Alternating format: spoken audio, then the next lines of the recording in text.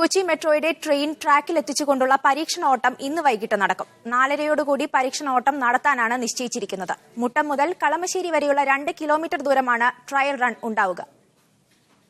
കൂടുതൽ വിവരങ്ങളുമായി പ്രേംലാൽ ഉണ്ട്. പ്രേംലാൽ, ട്രയൽ റണ്ണിനുള്ള ഒരുക്കങ്ങളെല്ലാം പൂർത്തിയായി കഴിഞ്ഞു. കന്നി, നിലവിൽ ലഭിക്കുന്ന വിവരങ്ങൾ അനുസരിച്ച് കൊച്ചി മെട്രോയുടെ ആദ്യ പരീക്ഷണ ഓട്ടം ഇന്ന് വൈകിട്ട് 4-നും 4:30ക്കും ഇടയ്ക്ക് നടക്കുമെന്നാണ് അറിയാൻ സാധിക്കുന്നത്. നേരത്തെ മുട്ടം യാർഡിൽ പ്രത്യേകം സജ്ജീകരിച്ചിരിക്കുന്ന പരീക്ഷണ യാർഡിൽ 1 കിലോമീറ്ററോളം വരുന്ന യാർഡിൽ കൊച്ചി മെട്രോയുടെ ആദ്യ ട്രെയിൻ ഓടിച്ചു നോക്കിയിരുന്നു. എന്നാൽ കൊച്ചി മെട്രോ സർവീസ് നടത്താൻ തയ്യാറാക്കിയിരിക്കുന്ന ട്രാക്കിൽ ഇതുവരെ ട്രെയിൻ എത്തിച്ചിട്ടില്ല. എന്നാൽ അത്തരത്തിലുള്ള ഒരു പരീക്ഷണ ഓട്ടമാണ് ഇന്ന് നടക്കുന്നത്.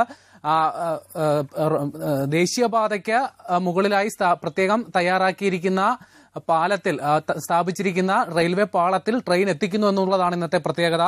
മുട്ടം യാർഡ് മുതൽ കളമശ്ശേരി SCMS കോളേജ് വരെയുള്ള 2 കിലോമീറ്റർ ദൈർഘ്യമായിരിക്കും ഇന്ന് ട്രെയിൻ ഓടിക്കുക. ഇതിന്റെ ട്രാക്കിടലും അതേപോലെ തന്നെ ട്രാക്കിലെ വൈദ്യുതീകരണമടക്കമുള്ള കാര്യങ്ങൾ നേരത്തെ തന്നെ പൂർത്തിയാക്കി.